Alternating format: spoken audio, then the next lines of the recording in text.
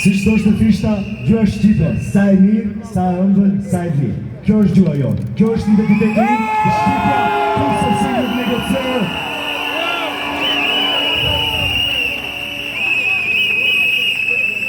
Ne jemi studentë të drejtësisë, ne jemi ata që nesër do të ndojmë ligji. Për sot jemi detyruar të dalim këtu për të kërkuar diçka që lidi tashmë e një. Të drejta për të përdorur gjuhën tonë anëtare.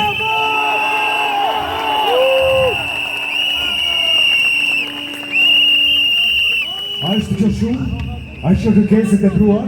Kjo është minimumi, baza, digniteti. Sepse një shtet që nuk zbaton të drejtat e veta që i ka shkruar, nuk është i fortë, është i prisht. Nuk kërkojmë favore, kërkojmë barazi. Dhe le të jetë qartë për të gjithë. Ne nuk jemi kundër askund. Ndoshta të më fillove.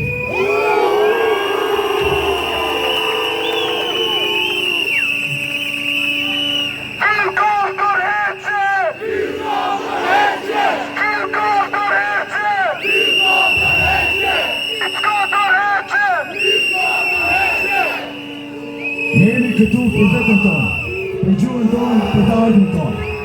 Mandela thoshte të flasësh me dikën në gjuhën e ti, dhe të të flasësh në zemër. Prandaj, sot ne kërkojmë që shteti të na flet në zemër. Në gjuhën tonë, në Shqip.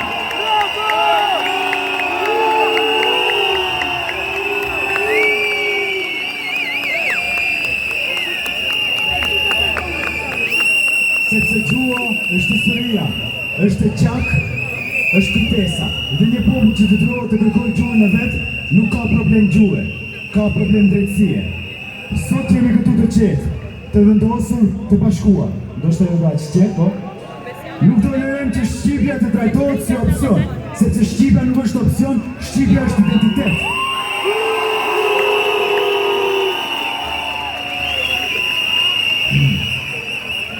Sot, nga ky shesh, nga ky zë i përbashkët, ne po themi një gjë shumë të thjeshtë.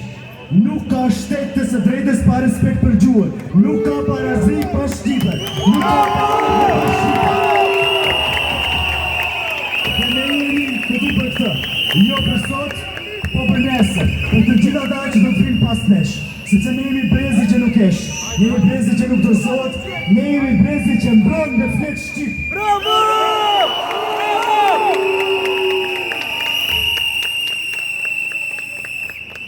Kjo nuk është vetëm betejë jonë, është amaneti atyre para nesh, dhe përgjegjësia ndaj atyre që do vinë pas nesh. Le ta dëgjojmë të gjithë. Ne nuk do të rriqemi, nuk do lodhemi, nuk do ndalemi, derisa e drejta të bëhet realitet. Shqipja nuk negociohet. Bravo!